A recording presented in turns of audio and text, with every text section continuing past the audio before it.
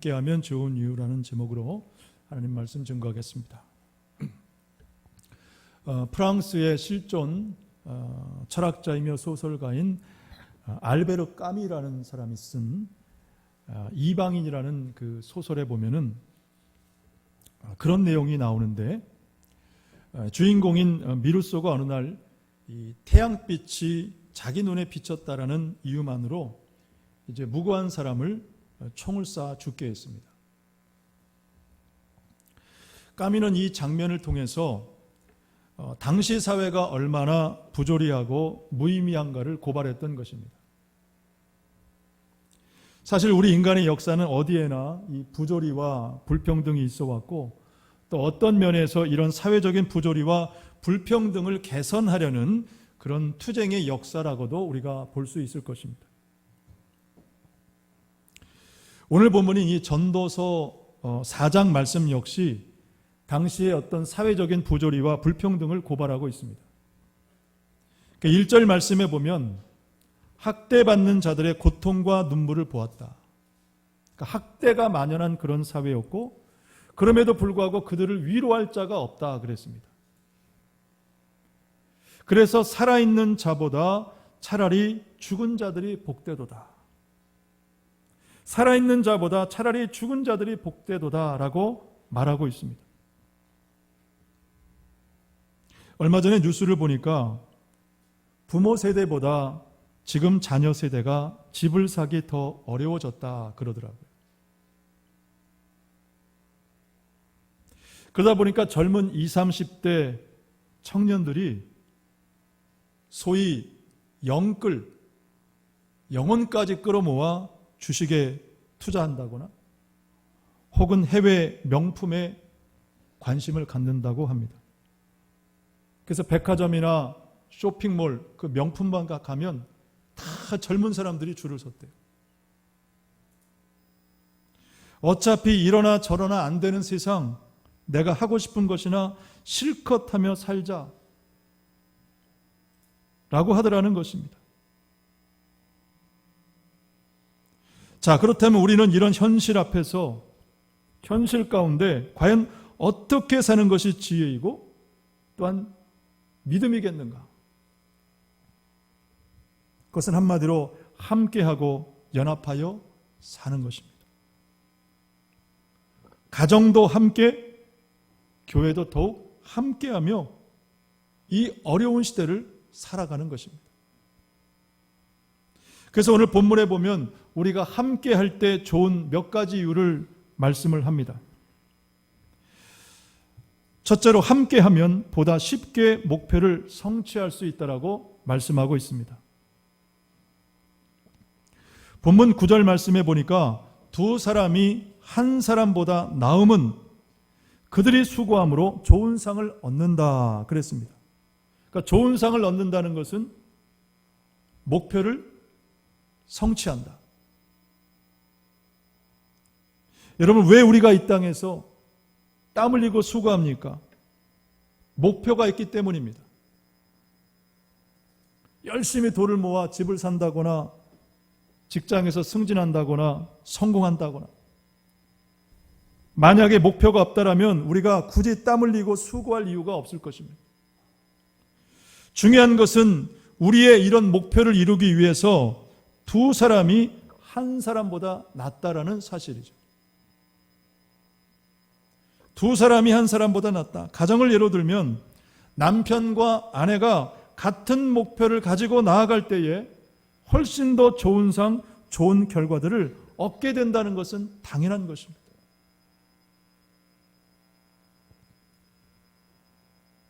우리가 부부의 유형은 대개 두 가지 중에 하나인 것 같아요.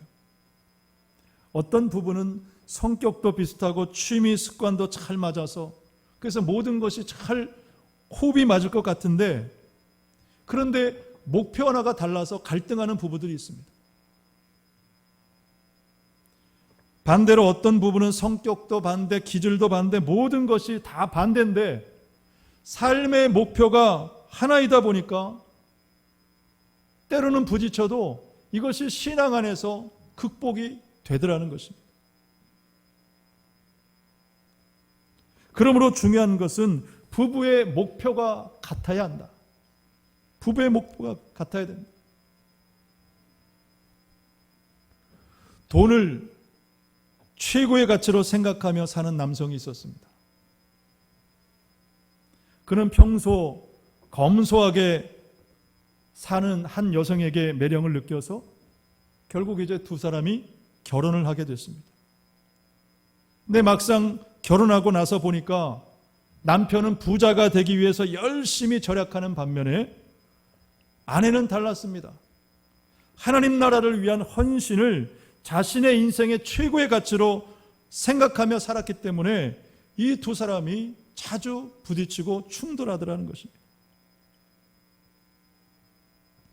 한 번은 아내가 남편에게 말합니다. 여보, 아프리카에 있는 선교사님에게 선교비를 좀 보내고 싶어요. 그랬더니 남편이 막 화를 내더라는 것입니다. 아니, 그런 곳에 돈을 보낼 돈이 어디 있어? 돈이 남아 돌아가. 그랬다는 것입니다. 아내는 자신의 뜻을 한마디로 무시해버리는 남편을 원망하면서 남편에 대한 마음문을 닫아버렸습니다. 그리고 남편은 그 아내가 맡았던 재정 통장을 빼앗아 버렸습니다. 여러분, 왜 이 부부는 갈등하고 그리고 반목하고 있습니까? 바로 부부의 목표가 달랐기 때문에. 땀 흘리고 애쓰고 수고하지만 부부의 목표가 달랐기 때문에 갈등하더라는 것입니다. 여러분, 그래서 하나님은 가정이든 교회든 어디서든 함께하는 이 연합을 중시하시고 축복하시는 것이죠. 창세기 2장 말씀에 보면 부부가 연합하여 한 몸을 이룰지는 라고 말씀을 하고 시편 133편 말씀에서는 형제의 연합과 동거함이 어찌 그리 선하고 아름다운가. 하나님은 형제의 연합을 축복하셨습니다. 여러분, 그러므로 가정이든 교회든 함께할 때에 하나님께서 축복하시고 어떤 목표든 보다 쉽게 성취될 줄로 믿습니다. 지난 4월 27일자 그 국민일보에 보니까 그 배우 윤여정의 그 오스카상 시상 소감이 거기 올라져 있더라고요. 여러분 아시는 것처럼 배우 윤여정은 우리 한국 배우로는 최초로 오스카상 그 조연상을 받은 분입니다. 그분이 이제 LA 총영사 관저에서 이제 특파원들과 가진 그 간담회에서 이런 말을 했다고 합니다. 기자가 물었어요. 지금이 당신의 최고의 순간입니까? 지금이 당신의 최고의 순간입니까? 라는 질문에 이렇게 대답을 했습니다. 나는 최고 그런 거 싫다. 최고의 순간은 앞으로도 없을 것이다. 아카데미가 전부는 아니지 않는가? 1등 되는 것 하지 말고 최중이 되면 안 되나? 같이 살면 안 되나?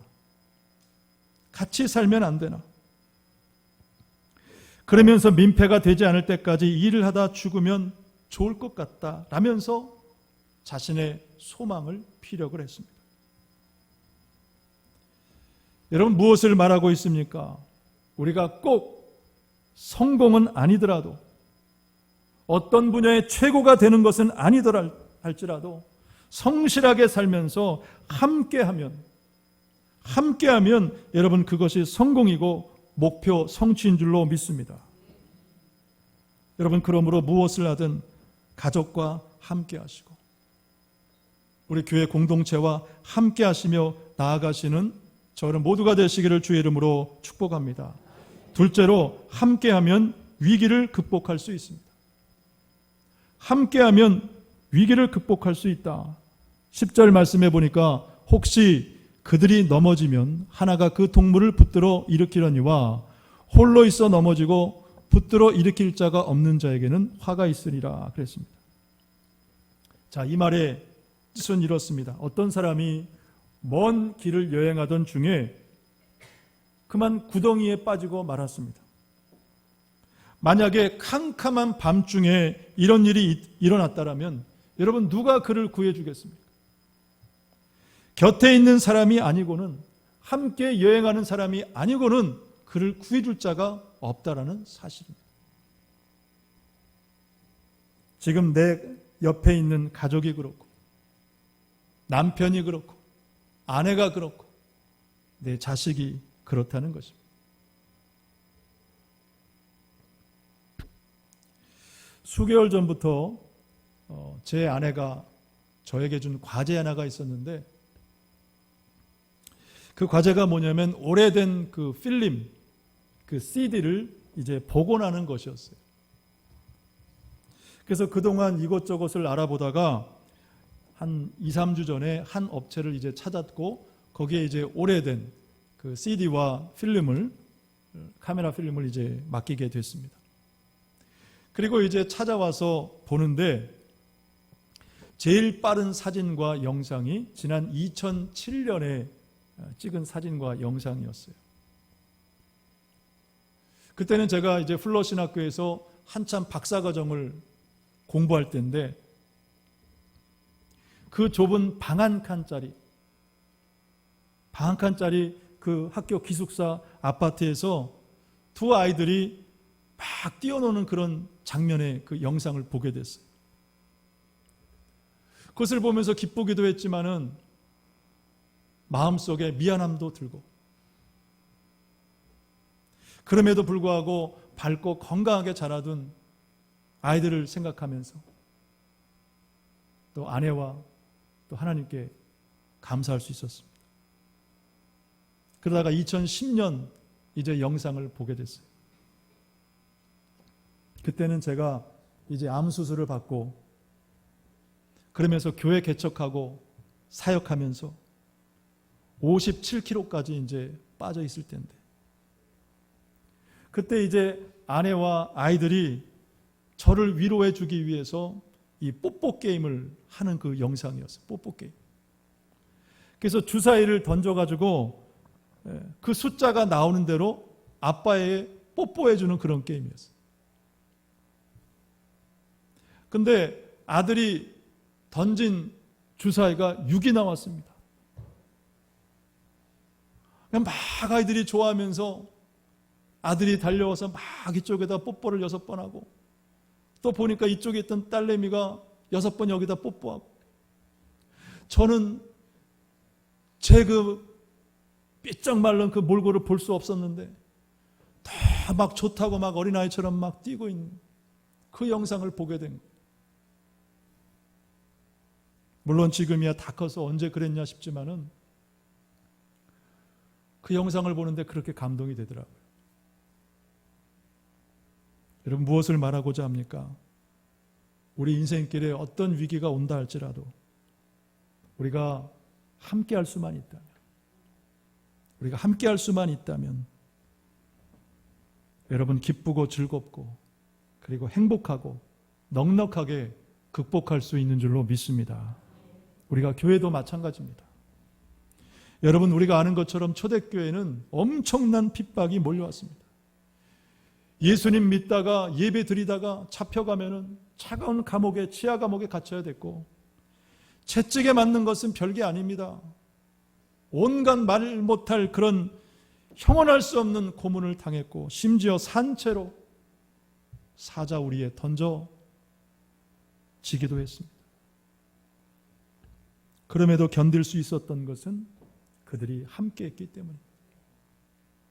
온 성도들이 함께 했기 때문에 죽음의 위기가 와도 극복할 수 있었던 것입니다. 또 그것이 초대교회 부흥의 이유이기도 했습니다.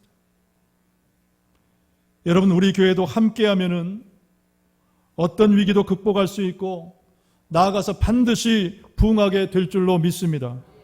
자, 그러기 위해서는 우리에게 꼭 필요한 한 가지가 있는데, 그것이 뭐냐면 바로 희생입니다. 희생. 서로 희생하는 것입니다. 본문 11절 말씀해 보니까 두 사람이 함께 누우면 따뜻하겠다 그랬습니다. 두 사람이 누우면 따뜻하겠다. 자, 이 말씀의 의미는 두 가지입니다. 첫째로 함께 누우면 내가 따뜻함을 받는 것이고, 둘째는 나를 통해서 상대방이 따뜻해지는 거예요. 내 체온을 나누는 것입니다. 자, 그렇다면 오늘 저와 여러분 어떻습니까? 우리 교회를 통해서 따뜻함 받기를 원하십니까? 아니면 나의 그 따뜻함을 나눠주기를 원하십니까?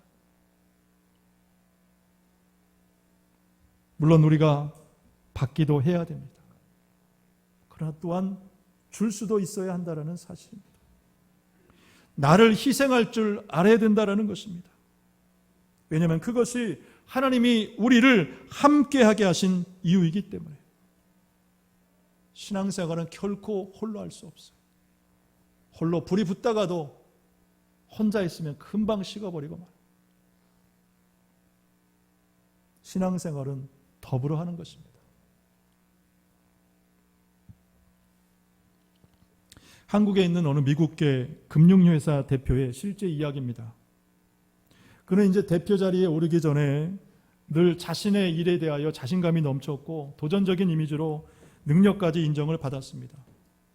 업무 특성상 여러 사람들을 만나게 됐는데 때로는 고객들이 무리한 요구를 할 때도 그는 늘 자신의 스타일대로 밀어붙였어요. 그리고 이런 진취적인 그런 태도, 성향은 어느 정도 사람들에게 먹혀 들어갔습니다. 결과들이 있었다는 거예요. 결과들이 있으니까 이제 그 회사의 대표 후보에 오르게 됐어요. 그런데 후보에 오르기만 할 뿐 그때마다 떨어지게 됐습니다. 한 번도 아니고 여러 번 말이죠. 그래서 이제 억울한 생각이 들었고 도대체 내가 왜 부족한가? 이제 그것을 따지기 위해서 자신의 그동안의 업무 실적과 그리고 능력을 근거로 해서 미국 본사에 이제 진정서를 냈습니다. 그랬더니 돌아온 답변이 이랬습니다. 실적과 업무 능력은 탁월하지만은 대표자는 될 수 없다. 최고의 리더가 되기에는 여러모로 부족하다. 그러면서 그의 부족한 내용들을 조목조목 이렇게 짚어주었습니다. 내용을 보니 이랬습니다. 직원들에게 인간적인 관심과 배려가 없다. 일은 탁월하게 잘하는데 관심과 배려가 없다. 회사 청소원 아주머니나 혹은 경비원들에게 인사를 하지 않는다는 등의 구체적이고 실제적인 내용이 써 있었어요. 인정할 수밖에 없었습니다. 그리고 그는 그런 자신을 돌아보고 자신의 그런 성향과 태도를 반성하고 고치면서 그리고 마침내 그 회사의 대표 자리에 오르게 되었다는 것입니다. 여러분 무엇을 말해줍니까? 이 시대는 능력이 최고인 것 같지만은 여전히 인성이 중요하다는 것을 말해주는 것입니다. 여러분 예수님께서도 12제자를 택하셨을 때 그들의 성장 배경, 성격, 직업들 다 달랐습니다. 12명이지만 그들이 함께하기 어려웠다는 것입니다. 그럼에도 그들이 한마음으로 서로 협력하고 복음을 증거할 수 있었던 이유는 바로 한 알의 밀알이 떨어져 죽는 것과 같은 자신을 희생하는 그 희생이 있었기 때문에 가능했다는 것입니다. 예수님도 말씀하시기를 또 자기 십자가를 지고 나를 쫓지 않는 자도 내게 합당하지 아니하다라고 말씀을 하셨습니다. 사도 바울도 빌립보서 말씀을 통해서 오직 겸손한 마음으로 각각 자기보다 남을 낮게 여기라. 남을 더 높이라. 나를 더 낮추라. 예수님도 바울도 일관되게 말씀한 것은 우리가 함께할 때에 나를 먼저 희생하라 라고 말하고 있다라는 것입니다. 여러분 서로에게 희생할 줄 아는 마음이 있을 때 그 관계도 오래가는 법이죠. 상대방을 생각하면서 가정의 남편, 아내를 생각하고 자녀를 생각하고 교회 공동체를 생각하고 누군가를 생각하면서 내 자신을 좀 더 내려놓고 내가 조금 더 이해할 것은 무엇인가 또 그것을 직접 해보는 것입니다. 가정에서도 교회에서도 받으려고만 한다면 늘 내 이익이 우선이라면 그 관계는 결코 깊어질 수 없는 것입니다. 셋째로 예수님과 함께하면 어떤 일이든 승리할 수 있습니다. 본문 12절 말씀을 우리 같이 보겠습니다. 본문 12절 시작. 한 사람이면 패하겠거니와 두 사람이면 맞설 수 있나니 세 겹줄은 쉽게 끊어지지 아니하느니라 그랬습니다. 자, 여기 보면 두 사람이면 맞설 수 있대요. 해볼만 하다는 것입니다. 그러나 세 겹줄은 쉽게 끊어지지 않는다. 여기서 이 세 겹줄은 어떤 것입니까? 둘에 하나를 더한 거예요. 세 겹줄은 무엇이냐? 둘에 하나를 더한 것입니다. 그래서 끊어지지 않는다. 자, 이 세 번째가 무엇냐? 누구냐? 바로 예수 그리스도라는 사실이에요.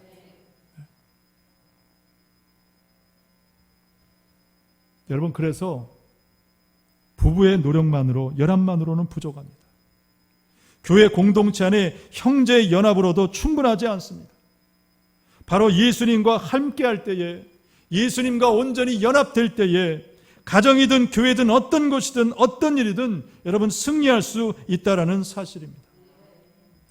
골로새서 2장 19절 말씀해 보니까 우리 같이 보겠습니다. 골로새서 2장 19절 말씀 시작. 머리를 붙들지 아니하는지라 온몸이 머리로 말미암아 마디와 힘줄로 공급함을 받고 연합하여 하나님이 자라게 하심으로 자라느니라. 아멘.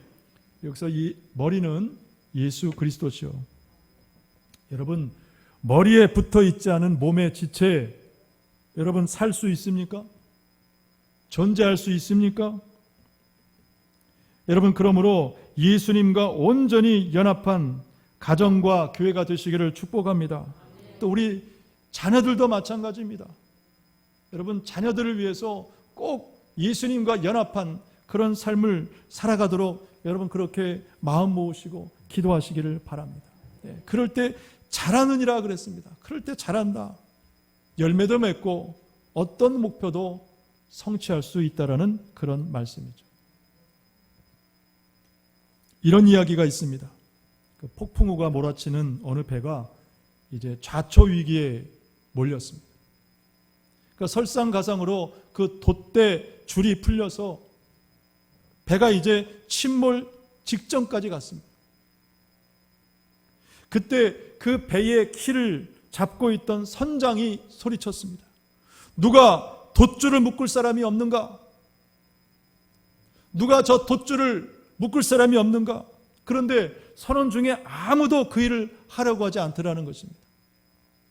자칫하면 바다에 빠져 죽을 수 있기 때문에. 그때 한 젊은 선원이 그 돛대 위로 올라가더니만 돛줄을 잘 묶고 이제 내려왔어요. 그리고 배는 그 폭풍우를 뚫고 이제 안전한 항해를 계속하게 되었습니다. 후에 선장이 젊은 선원을 불러서 물었어요. 자네가 이 배를 구했네. 아니, 어떻게 그런 용기가 났지? 라고 물었습니다. 청년이 대답했습니다. 첫째는 아버지의 기도의 덕분이고, 둘째는 어머니가 주신 성경 때문입니다. 그리고 셋째는 하나님께서 제게 용기를 주셨기 때문입니다. 라고 하더라는 것입니다.